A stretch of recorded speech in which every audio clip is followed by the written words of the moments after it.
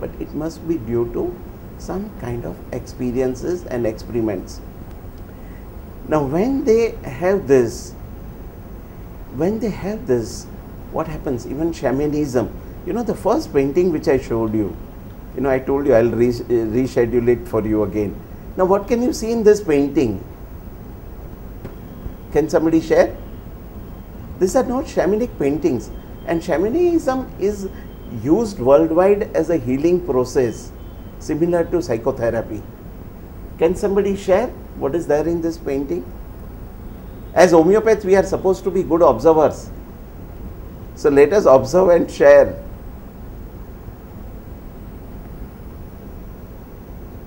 Huh? Yes, somebody? Can you see? There is a human like face, there is ear, every part of the body is represented in a different format, and they are mixed with birds, with animals, with different characteristics. So each one represents, and look at the vibrant color. What happens when you break the periodicity, when you break the touch with the reality, you know, you definitely get into a different mode. Did we share last time the concept of painting and miasms? No? Okay. I'll share with you a little bit about the concept of painting and miasms also. And also, see, if you get any artist, you know, always call for their paintings. Always call for their paintings. Even if he's a sculpturist, you can ask for his sculptures, what he has done. If he's a poet or a writer, ask for his writing. And from this, you can understand the personality of that person. I always do it. You know, lot of time I go to that studio just to understand what kind of person he is. I'll just share with you a beautiful case which I had. A leading artist, she was a leading artist whose paintings were sold in lakhs of rupees. I just happened to interview her, and as their personalities, they would put a barrier and we would never understand the case. They would not allow their true personality to come up. And I was shocked when I saw her paintings. The remedy was obvious in 1 second. What was that? It was all nude paintings. All paintings were totally nude. Everything was nude.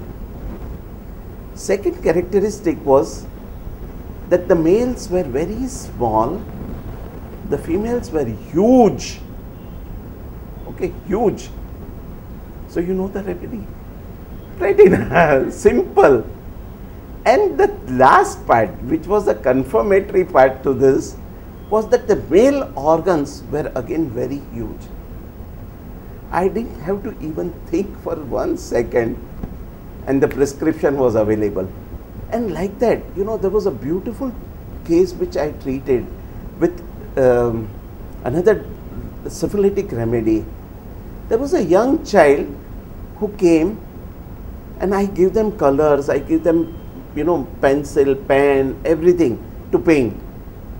And it becomes so simple for me to understand the remedy. Now this particular child was just 3.5 or 4 years. And what was the painting which he drew? The painting which he drew was a war. Okay, 4-year child drawing painting of war. And I saw the painting. The soldiers were killed. The bridge was broken. The plane was down. So I asked him, what is this painting suggesting? The child said, the painting is of war, and the plane came, threw bomb, and everything was destroyed. Everything was destroyed. I said, okay, everything was destroyed. Then why the plane is down? You know, there's a beautiful thing told by the child. The child said that one soldier was little alive, so he pointed the gun to the plane, shot the plane down. So now what miasm it is? What miasm it is? What is the miasm of the child? The child had come for involuntary urination in the bed. What is the miasm? Syphilitic, out and out syphilitic expression. The patient was given calcarea floor, because calcarea constitution, with the destructive mind. See how simple becomes your prescription. And believe me, the patient was transformed. After a few months, he had gone to a garden. Another children, similar kind of child was exposed, was very destructive, very notorious.